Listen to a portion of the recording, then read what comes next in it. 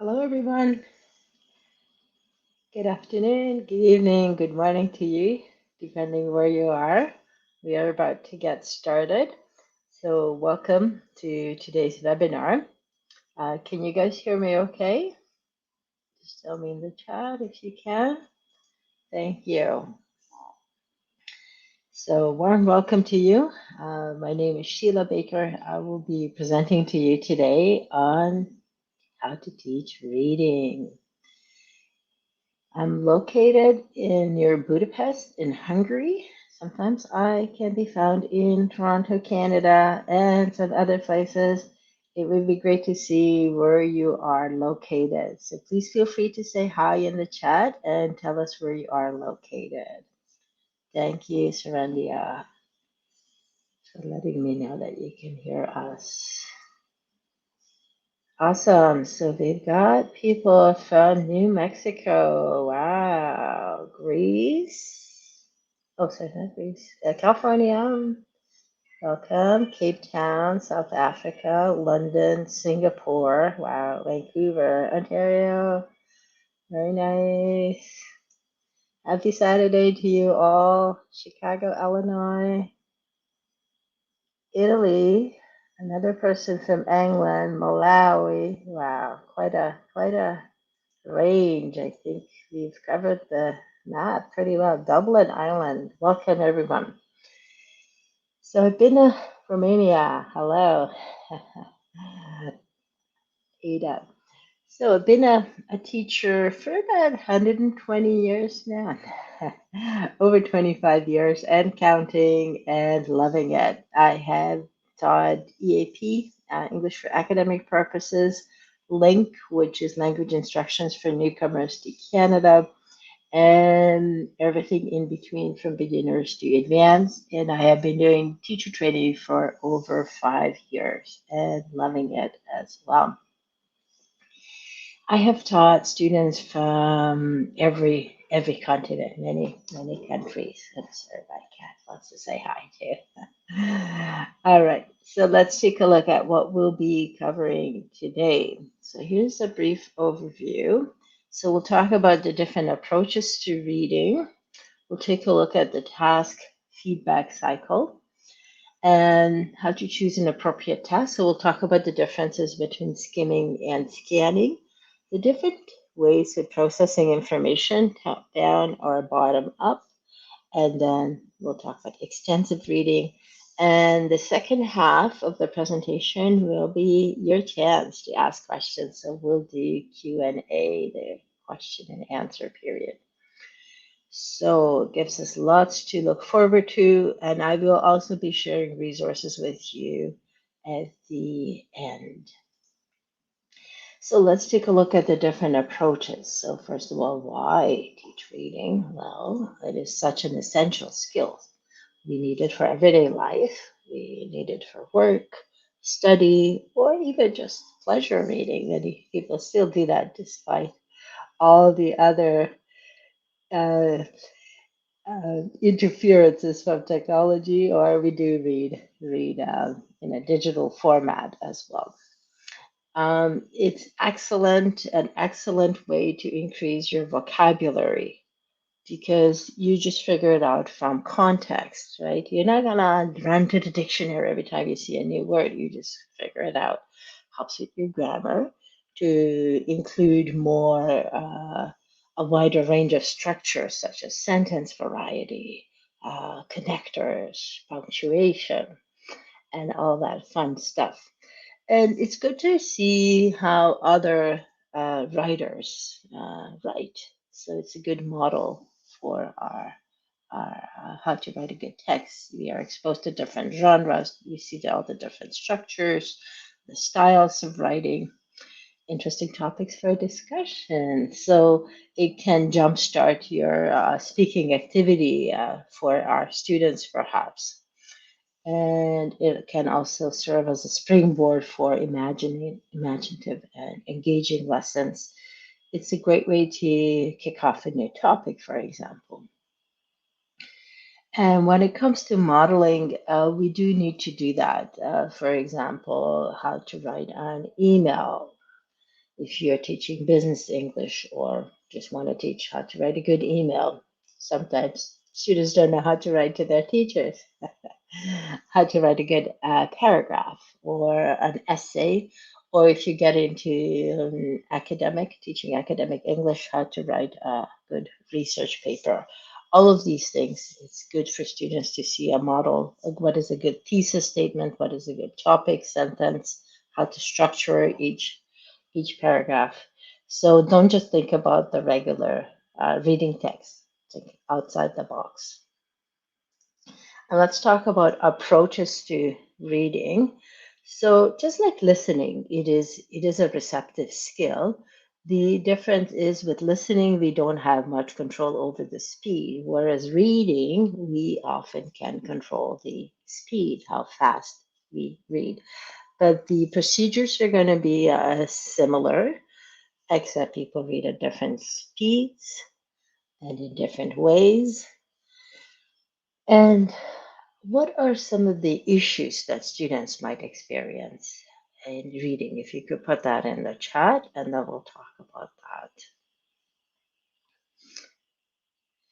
And then people also read to themselves, or they might read out loud. If you ask students to read out loud, uh, you can even focus on pronunciation, right? Just make the aim clear if you ask them to read out loud. Okay, so let's see what we've got here for problems. What problems might you experience?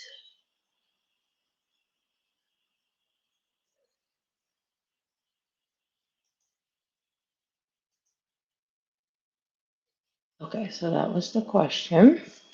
What problems might students have when reading in English? So they might not know what a sentence means. Yeah. Not being able to understand what's written. Yeah. There could be pronunciation issues, or just the word itself might be unknown. There might be too many unknown words. Yeah, yeah, definitely. Those are the most common ones that you came up with. Thank you. So yeah, not knowing the vocab. So it's good to have, in that case, a dictionary handy, whether it's online or a paper form. It helps. But first, it's better to ask students to try to figure out the meaning from context. How is it used in the sentence? Is it a noun? Is it a verb? Is it an adjective? And are there any other words that point to this, that where we can figure out the meaning? And then sometimes it can take time for them to understand the gist of the story or the details of the story, so they can lose interest in reading, which is not good. But that can even happen to native speakers, so it's not just for non-native speakers. Um, so might need to go over the text several times to get a better understanding. Yeah. Or sometimes they understand the words, but not the meaning. So in that case, again, it can be challenging for students to unlock the meaning behind it, especially when it comes to idioms or phrases or cultural references that they might not be aware of. And there could just be lack of motivation overall. And this might not be related to doing it in English. Maybe they're not interested in reading in the first place, not even in their first language. So that can be another issue. So in that case, we just have to make sure that we choose the right level for the students and something that is interesting for them. So we need to find out what it is that they're interested in.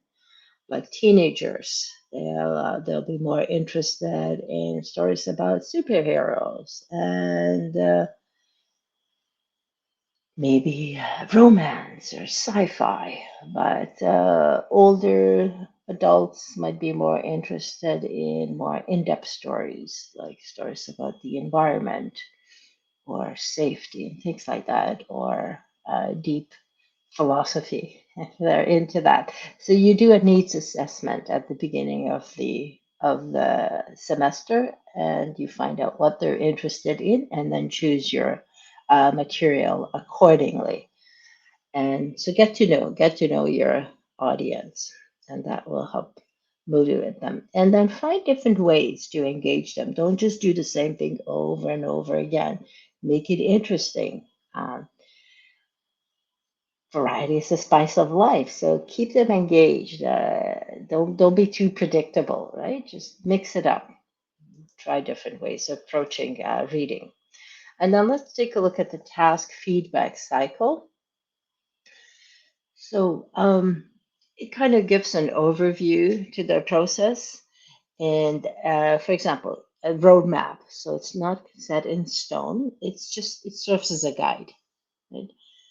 And grade the task, not the text. So the text can be used with different levels if the task is set appropriately. For example, if you want students at a lower level to pick out the words, they're going to pick out lower level words, right? Or you can get challenge students to pick out higher level words. Or if you're focusing on, let's say, book grammar, the lower level students can pick out the past tense, the irregular ed and the irregular past tense, like wrote, written. That wrote is irregular. If it's higher level students, you can ask them to find the present perfect or the past perfect as has written or had written. So you can ask them to pick out different things from the text itself. And then task first, then text kind of gives the give the test. Pardon me. Mm. The text gives the task first before letting them see the text. Okay, and it's important to give a time limit because that's the difference between listening and reading. Uh, with listening, the time limit is already given. Reading, because people go at different speeds, it's good to give them a limit. For example, I would give them a text about reading the life story of Pablo Picasso. And it's 2 columns. It's fairly short. It fits like 3/4 of a page. And then I ask them, can you go read for 1 minute? And then I ask them to get as much done in 1 minute. And then I ask them to tell me, how far did you get? And they mark it down. And some of them will do the first paragraph, some of them will do two, some of them will read 3 paragraphs, and there will be one that will almost be finished the entire reading in 1 minute, which is pretty impressive. But you'll see what you get. And then I ask them questions about what they have read. And I only ask them questions about the paragraphs that everyone has read, because it's not fair to ask somebody who has not read paragraph 3 to ask about that, right? So I do that. And then we continue. Okay, now read for another minute. And again, tell me again. And now finish reading the passage. So that way everybody gets to cover the passage. Or let's say you have 3 minutes to read the entire thing. And if you don't finish, you don't finish. You just get as much out of it as you can. And then focus. Sometimes it's good to focus on the process instead of the product. So it's the process of understanding the text. It's not so much the final outcome. So here is the cycle. So it's always good to have some kind of a lead in, right? Find a way to get the students into the topic. For example, if you are doing a biography of J.K. Rowling, you can give 3 true and false questions before reading it. She was born in the US, which they'll find out later is false because she was born in England. She was very poor when she was writing the Harry Potter series. And they'll find out that that was indeed true. But it builds that anticipation for the text, right? So when they're reading it, oh yeah, yeah, she is not American, right? They'll find out the answer, so it makes it more makes it more engaging, more interesting. And then the pre-task and the set clear task. So here, um, either you can do preview the vocabulary that the students will be exposed to, and then that will make it easier for students to once they read the text. And then the students read the text, and the first time they read it, they just try to get the main idea. We're not going to get into anything too detailed, just get the gist of it. And then there's the chance to get the details when they do the second reading. So then we can get into the nitty gritty, pardon me, and the nitty gritty of the text. And then, very important, excuse me, to do follow-up activities, right? So now that we understand it, now let's talk about it, or let's write about it, or let's rearrange the paragraphs to see if they make sense, or find a way to dig deeper into the text. Don't just leave it at that after we got the details. That's where I see some um, my student teachers, they just stop here and they don't do any follow up. It's important to do follow up, and then you can recycle the vocabulary in a later lesson. All right. So worksheets, it's good to prepare worksheets in advance. And when you are uh, putting the tasks in order, start with the simpler one. The simpler, the better. Start with that. And then they should get progressively harder. Don't put the hardest one first because they might get discouraged. Right? So start easy on them and then get progressively harder. And if they cannot do the task, it can be repeated, right? Or give them support, and then they will be able to do it. So allow them to be successful. Let's move on to the next slide. So as we start out with the big general ideas, the simple task, and then you get progressively more detailed, more difficult. And then at the end, the language focus can be addressed. So that can be a specific grammar point, vocabulary, or pronunciation. All right. And then we'll talk about the bottom up, top down approaches. We'll talk more about that later. And then further on the task feedback cycle, so you've got the pretext, so students can predict. Just look at the title. What do you think will be included in the story? Do you think it's a real world task? Why would you do something, or why would you not do it? And then introduce the test, so set the gist task and repeat if necessary. And then we got the post text, the feedback. And follow up and important includes some kind of a productive task where students produce the language using the information given in the text. And let's talk about choosing appropriate tasks. So you want to choose something that mirrors real life, because then it makes it more valuable for the students. You can even use authentic materials or modify it. Breaking News English is a great website because they take a look at real life stories, real news items, and they simplify them. They modify them to advanced, intermediate, and beginner levels. They have different levels. If you've heard of that website, it's great. Breaking News English. Check it out. And it kind of imitates real life, right? Students have to deal with issues in real life, like finding information, going on a holiday, which is not an unpleasant task. And they might have to find specific information about opening times. When does the movie theater open, or travel times, the details of it, the prices, any rules and regulations. Especially watch out for the weight limit for flight, for the carry-on luggage, stuff like that.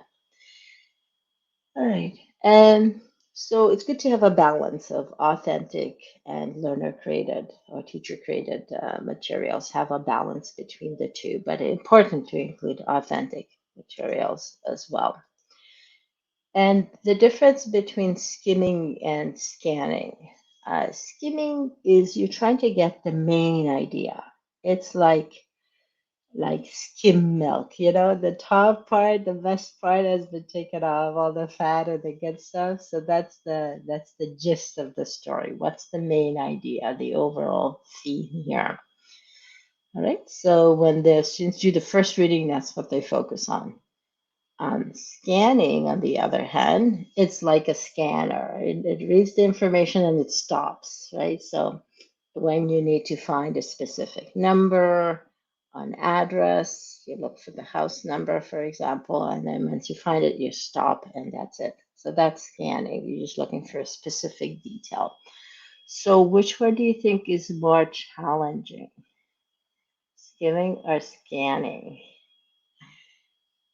Skimming is more challenging. Scanning is the easier kind of thing, and skimming requires top-down processing, where scanning is bottom-up processing. And on exams, they often ask, what does this word mean? Like they just have to find the word and come up with the meaning. But what is the intention of the writer? Why does he say this? What is the attitude? That is harder to figure out. So that would be skimming. And when students do the lesson plans for reading, they often tend to include a lot of scanning questions, but we need to have skimming questions as well. So again, I have a balance of 50-50. All right. And then let's come up with some ideas. What are some ideas that we can use? Please put in the comments. What are some activities we can use when it comes to reading?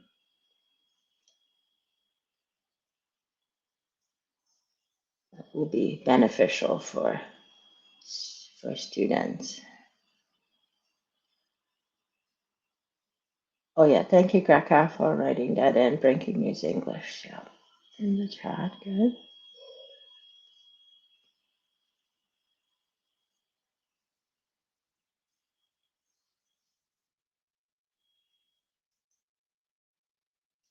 Okay, here are some examples I came up with.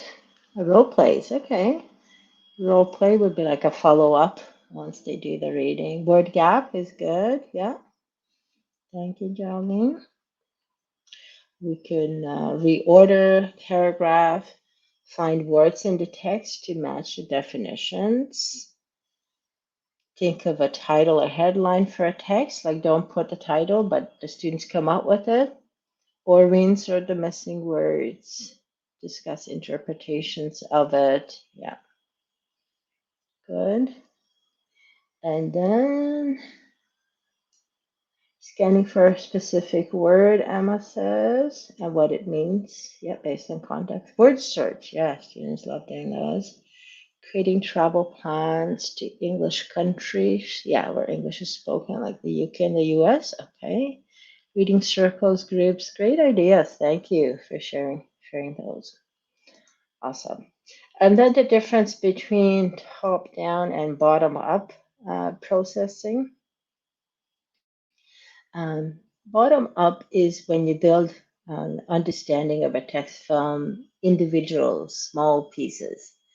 Top down, if you already know something about it, and then you're able to predict the content and the structure. So they're able to get a basic impression of the text. And again, there should be a mixture of the two approaches. For example, if I show you, I don't know if I'm able to show you this. Yeah, I might not be able to show you. But it looks like a big, here. No, it doesn't let me do that. You see a huge letter B, a capital B. Then you know it's a B, so letter B. But if you see a 12 and the 14, a 12 before it and a 14 after it, what do you think it is? Then you might recognize, oh, it's actually this is a number. So what's the difference between these two? When you just understood that it's a capital B, that's bottom up processing because you didn't need any context. But if you see the 12 and the 14, that is top down processing because you understood the context and then you decipher the meaning based on the context. So that's the difference between the two types of um, information processing. All right, let's move on. Extensive reading. Um, this is when you read the text closely and to try to find out all the details. And this is, pardon me, intensive. This is intensive reading. You read the text closely and then you try to understand a lot of detail. This is important when you're signing a contract, for example. You want to read the small print, as the lawyers say. And to start reading, if you go back over a short text several times. Extensive reading is more like real life reading, reading for pleasure, like just sitting down reading a book. It tends to be faster, but it's more fluid because you're not going to stop and answer questions. You just keep going until you finish the book. And again, we want to encourage students to do all kinds of reading, not just the intensive in-class reading. We want to encourage them to read a book on their own time. You can have a book club to discuss it. So if you go to a restaurant and try to find out what to pick out, would that be skimming or scanning? If you said scanning, that is correct. And would that be intensive or extensive reading? If you said intensive, you are correct. How about reading a newspaper article, catching up on the news? That is considered pleasure reading because you're just trying to stay informed. Okay. And would you be doing more scanning or skimming in that case? If you said skimming, you are correct because you're trying to get the main idea. Okay. And important is to provide students a chance to do extensive reading. I get them to read a book. Sometimes I let them choose a book. Sometimes I choose one for them and we all read the same. And then they journal once a week. They hand in their journal and then I read it and I don't correct the writing because I just want them to enjoy the process. I actually comment and you would be surprised what the students come up with, what they get out of the reading. Like they combine it with their personal experiences and they do share a lot. So be ready for that. It's one of the most enjoyable exercises I do. So I take it out on a Friday, I read it over the weekend, I comment on it, and then I hand it back on Monday. And again, they have another week to write the next one. All right. Or like I said, you can have a book club where they discuss it and then they do have to use the new vocabulary, right? So it's really good. It has the extensive reading has a really huge impact on language learning, so I highly recommend it.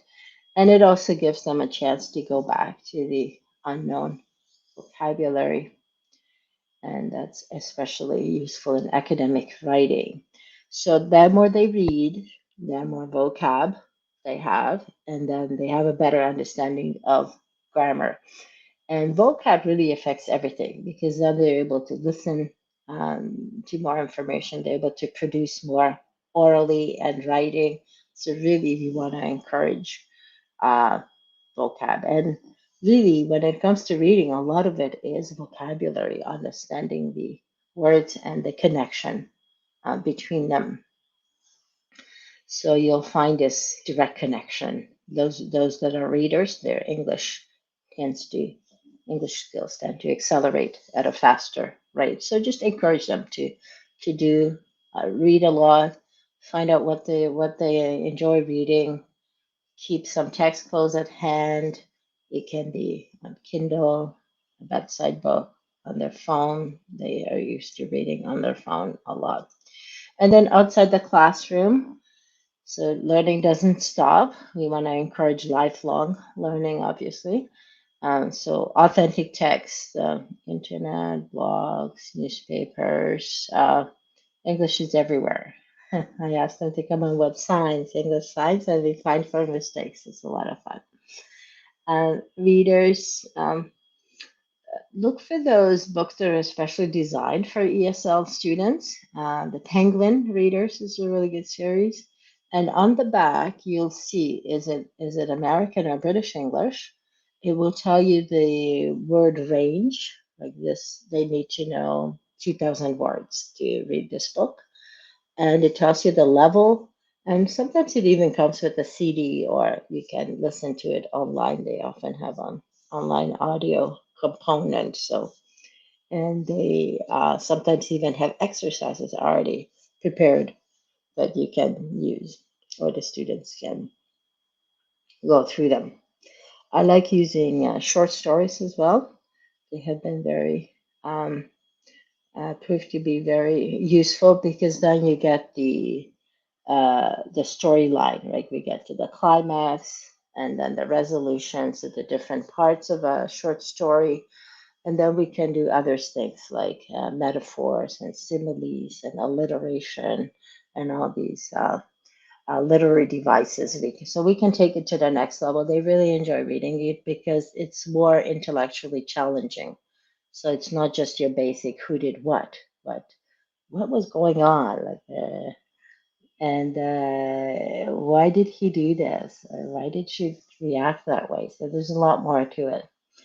And then graded levels are also good. It tells you what grade it is. It's got the glossary with the explanation of the new words. It's got footnotes.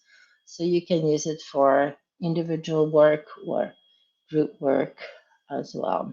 So it's really helpful, or homework if you want for discussions. All right, and then you can jump into different stages of the book, so you don't really have to start at the beginning. There are some books that read like that, and you can just get to the juicy bits. Let students enjoy the reading. This is really the key to intrinsic motivation, and it's really a good investment of their time. All right, so let's see what we've talked about. So we talked about why we teach reading. So it's an important life skill, and it helps us develop those additional skills that we talked about. We talked about the task feedback cycle, which is provides the framework for staging receptive skills like listening and reading. And make sure to we talked about the importance of choosing appropriate tasks and include reading for gist, skimming and scanning, and then becoming more detailed later on to set the task progressively harder. Top down versus bottom up processing. It's kind of what we do in real life. We look at information in different ways and process information. And then we talked about how important extensive reading is, how important to encourage that, make it as enjoyable as possible, and motivate our students to do it, to read different types of text and uh, accessibility. All right. So this is the end of me talking.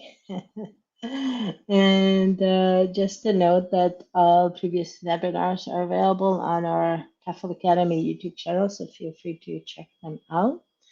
And now the time has come for the Q&A, so feel free to post your questions in the comment, and I'll do my best to answer them. And I will also be sharing some resources with you that I have found useful. And at the end, we're also going to have this short survey for you to fill out. So I'll just put this in the chat for now, and I will ask you to complete that at the end of the presentation. Okay, and let's go back to Q&A. So feel free to ask away. And while you're doing that, I'm going to share one of the best websites I have used with the students. And the reason why I like it because it tells me the speed, how fast students read. And it's called Free Speed Reading Test. Are you able to see it? If I go there? No. No? No, you don't see it, do you? No. Okay. I'll put it in the chat, freereadingtest.com.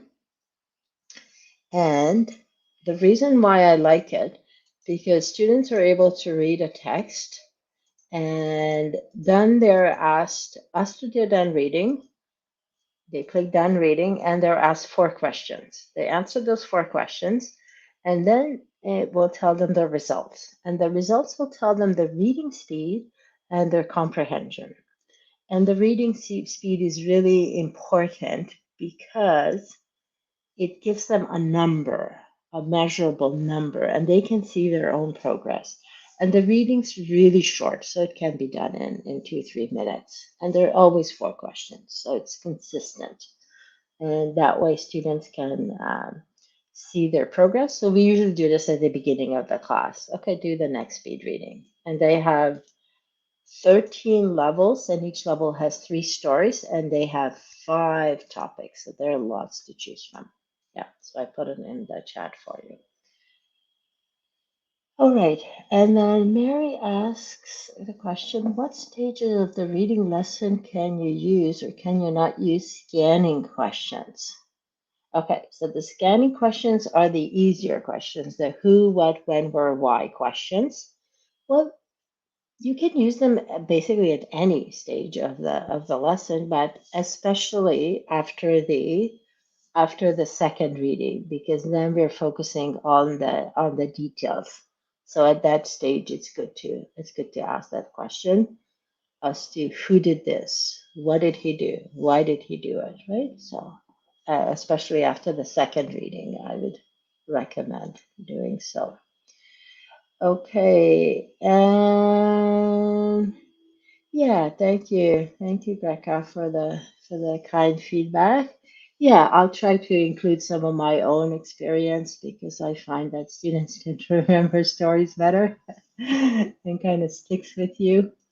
Another good website I'd like to share with you, I don't know if you've heard of it, is agendaweb.org.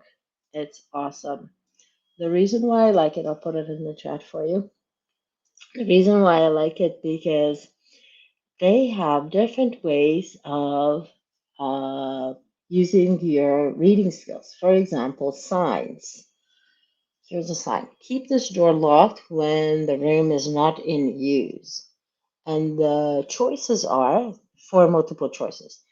Tell me your answer. A, this room cannot be used at present. B, keep the key to this door in the room. C, this door must always be kept locked. Or D, lock the room when it's not being used. And if you said D, lock the room when it's not being used, you are correct. And it will give you an X if you are incorrect. So that's one way to use this website. Another one is it has the text on the right hand side, and the left hand side it asks you the questions. So those are the scanning questions, and some of them are skimming questions. Another one, it tells you a story about Maria. For example, she conquered the world of opera with the most extraordinary voice of the century and died miserable and alone. Michael Toner looks at Maria Callas, the woman behind the opera singer. And then you have to find out who is Sarah, who is Maria, who is Michael. You kind of have to figure out just from this little piece of information. Students love doing it because it gives them a chance to discuss these things.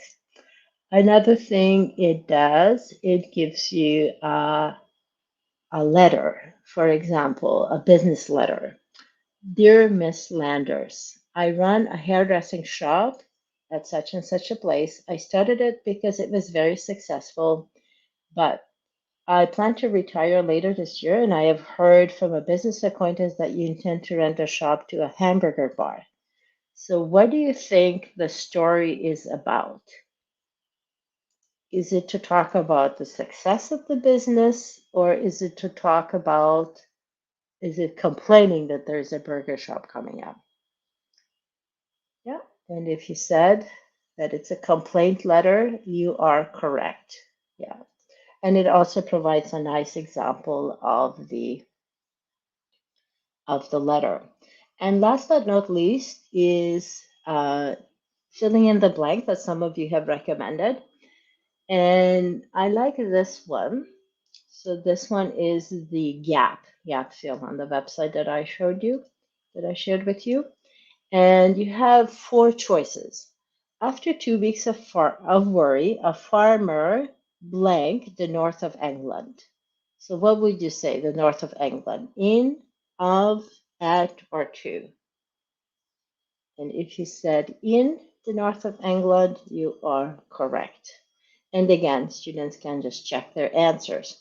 So again, a really, really good website. I recommend that. Okay, let me see if there are any other questions that have come in the meantime. How to create comprehension questions from the text, please. Comprehension questions are basically, did the students understand the story? For example, this story that I just told you about the hairdresser, what is the main purpose of the letter? Would be a comprehension question. Is it checks to see if the students have understood the story, right? Or who is writing a letter? That's just a really, really simple question. That would be a scanning question. But what is the purpose behind the question? That's a skimming question because they'd have to understand. So there's the scanning and the skimming, but they're both comprehension. They both check to see if the students have understood the text. Okay. Okay. Scholar asks, do we use the same methods for children? Okay, with children, that's a little bit of a different story. Yes, you can use some of the main methods, but you have to keep it more engaging for children because they do have a lot of energy that they need to burn off. So you need to really keep it more engaging. And you're not gonna ask the deep questions so much. It's you focus more on the simpler questions that they're able to answer. Yeah, but some of the things can be modified. The only thing is the text is going to be appropriate to the children. So you're going to choose more children appropriate text. Whereas with adults, you don't want to choose something that is too childish, right? For adults, you want to make sure that it's age appropriate. Yeah, good question. Thank you. All right. Do we have anything? Okay, are there any particular short stories that you have worked well and that you really enjoy teaching? Yes, in fact, there is a website I'm going to share with you that I enjoy. I've used that. It's by fluentu.com, and it's got great short stories for ESL students. You can check it out, and it's got the links to the short stories. So I'll put that in the chat as well. One I particularly like is Story of an Hour. I don't know if you've heard of it. The Story of an Hour was by Kate Chopin, and it talks about a woman, and she's told that her husband has died in an accident. And I'm not going to tell you the ending of the story because that would spoil the story. But I'm gonna tell you that it's very engaging because students get into it and they try to figure out what happened in the story, what happened to the husband, what's happening to the wife. So check it out, Story of an Hour. I'll put it in the chat, the story of an hour. And it doesn't take an hour to read it. It's about 3 pages, and so that students can do it in one class, and they enjoy discussing it a lot, and you get a lot out of it. But it is for higher level students because it does have a lot of imagery, metaphors in it, and higher level vocabulary. But there it is. I put it in the chat for you if you want to check it out. But that other website that I showed you, I shared with you, the Fluent.eu has a lot of those short stories that I enjoy. And teaching and my students have benefited a lot from. All right, what else? This one, for example, this short story, it talks about wild animals, how Nancy brought wild animals into the world. And it also incorporates the culture of students. If you've got students coming from Africa, it's really good to include their culture, right? They enjoy learning about it because they already know the story, so they're just doing it in English. In fact, I've even used fairy tales like Little Red Riding Hood and Cinderella, some of the Disney stories, because they know the children they watch, the students often watch it with their kids, and they know the story of Frozen. They know the character. They know Olaf, and we have a lot of fun with it. So you can even incorporate stories that it's in fact it's only for kids, but they do enjoy learning about it as well. And Little Red Riding Hood, I use that story to teach the order of adjectives, right? So little is size or opinion, red is color, riding is the purpose, and hood is the noun. So sometimes if you have several articles, in which order you put them in. So you can get a lot out of these stories, really. Another one I like to use is reordering the paragraphs. So it gives you 3 paragraphs, let's say, and the students have to put them in order. Now, how do they decide? They look at the context, you look at the connectors, they look at pronoun references, right?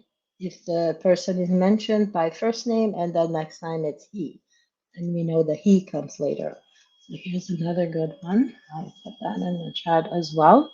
And again, students enjoy doing that activity. And again, it's more mentally stimulating than just who did this or who did that, right? Putting it in order, that's a higher level skill. So you want to go higher up on, if you're familiar with Bloom's taxonomy, you want to be asking higher level skills as well, which focuses on critical thinking skills. Yeah, the fairy tales, absolutely, it could be used with younger children for sure. Yeah, thank you, friend, for that. All right, do we have any other questions?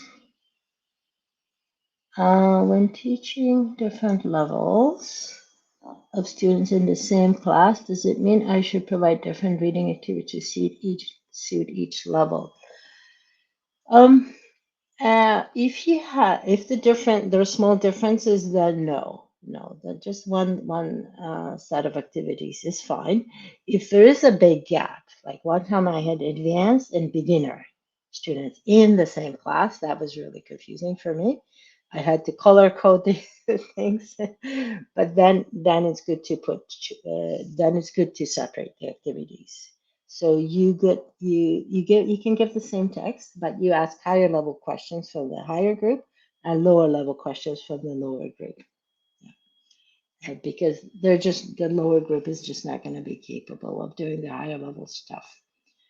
If you have heard of Krushen, Stephen Krushen, he says to use I plus one. So I is the input, and the plus one means it's just slightly above what they can comprehend, that they should be they should receive the task. All right. All right. Please share the last example. Share the link to the last example for the fill in the blank. Okay, the fill in the blank was this about Sally. Yeah, let me put that in there again. There you go. Yeah, it's a close exercise. Yeah, yep, yep, you got it in. Okay. All right, let's see. Do we have any other questions? Does differentiation work when students have learned? Oh, yeah, the learning difficulties. Yeah, I was going to mention that. Somebody mentioned dyslexia earlier when students mix up the letter. Instead of ask, they say ax, right? Or they might read a word backwards or upside down. Yes, we need to help those students, right? So you might give them more time. You might, if you have a teaching assistant, I usually just pick a different teaching assistant for my class each week that you really enjoy. That person would help that person, or sometimes the school provides a teaching assistant, or you can also send them to the school psychologist or counselors, and they can provide additional support for their students. But definitely in the class, you give them more support because they need more support. They cannot help it. It's not their choice. Did you know that Tom Cruise is dyslexic too? And look at him, how successful he has become. So it's still possible to achieve success. We just need to provide them with the tools, right? So give them more time. Um, you might have to provide a bigger font, like if you have handouts or online, they can just increase the font themselves. Let them know about the tools. There's accessibility tools built into Word that will allow them to blow up the font. And it also, have you heard of Immersive Reader? Immersive Reader is really good. It's a built-in feature of Word, and it also allows you to read the text out loud. So they might need that support. It's cool because you can ask it to underline all the verbs or all the nouns, and it will do it for you. So check that out, Immersive Reader. Um, Other thing, if they can't see well, I ask them to come to the front of the class so that they can see the board better. If you're in an online environment, you can spotlight yourself. So it blows up the screen instead of being a small screen on Zoom. You're just highlighted, and the materials are also more easily accessible. And we use Google Classroom for online classes, and I also upload all the materials in advance so that they can download it, look at it in advance, and that way they can print it out, and they might want to just manually write on the paper instead of dealing with the exercises in an online environment, which is difficult for some people, like reading on the screen, right? Not everybody likes it. Do you like touching the paper and writing on it? Some students are like that too. Okay. Okay. Emma, which link are you looking for? Tell me the link and I can try to put it in there again. Okay. This question, what the Callum method tell us to read together with the children dream to? Yeah, absolutely. Yeah, that really helps. In fact, Obama would do that. He would go into kindergarten and read, sit down and read out loud with the kids. Definitely, it helps a lot with pronunciation, and children are really good at that. Children up to teenagers, they can really get the improve their pronunciation, but of course, it's good for adult readers too. And LexTutor. LexTutor has this. If you heard of lexicaltutor.ca, developed by Tom Cobbs, it has those. It has books online, and it reads it out loud for you. I will share that link with you. For example, it has the entire Call of the Wild on it by Jack London. It has the entire book online, And chapter one. I don't know if you can hear this, but I'll try to play it for you. Let me know if you can hear it.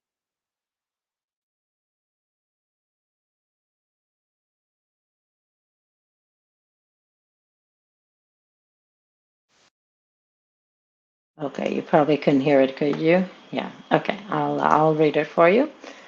The author read it this way. Buck did not read the newspaper, or he would have known that trouble was brewing, not only for himself, but for every white tidewater dog, strong of muscle and warm long hair.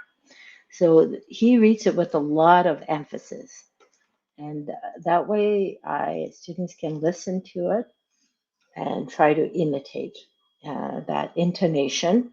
And sometimes I break down the sentence if it's a really long sentence, or I just let them do it on their own. Yeah. Okay. So I put the link there for you, so you can go visit the site and listen to it. Yeah. And it has other books other than Call of the Wild. It has a story library, To Kill a Mockingbird. So it's got a list of them. So I also put that in the link for you. That's the list.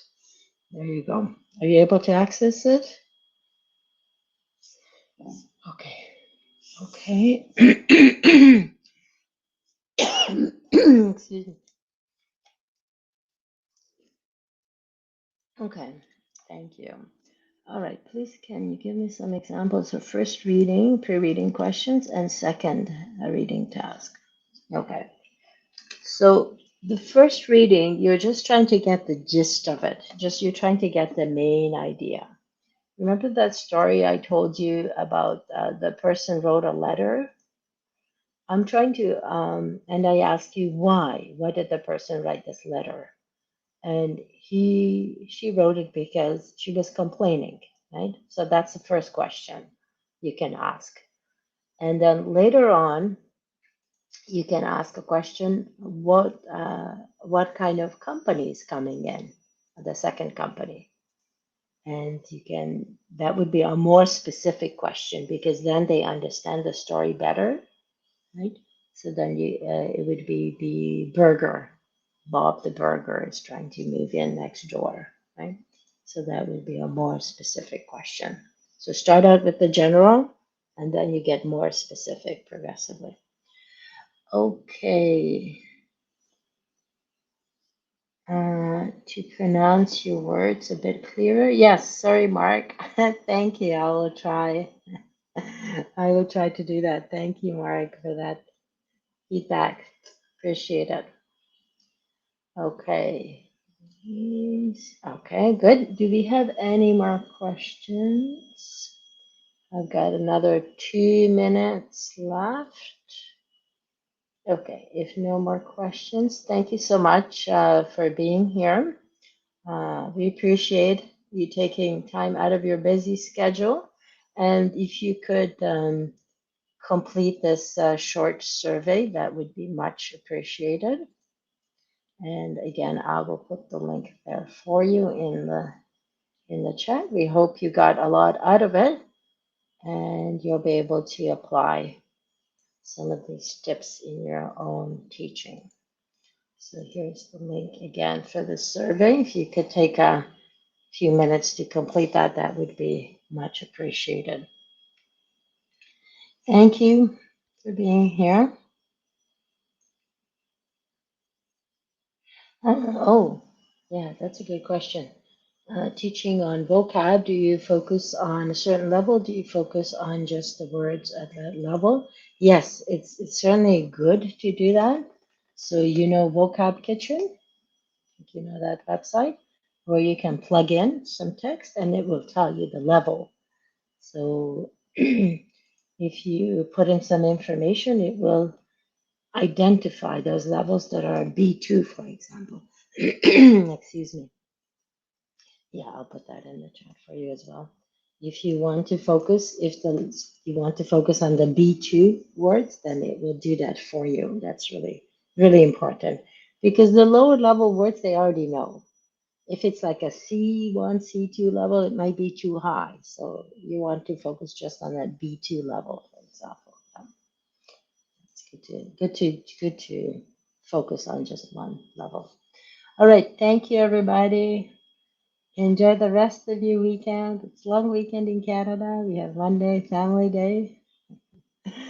So thank you for being here and enjoy the rest of your day. Thank you. Bye.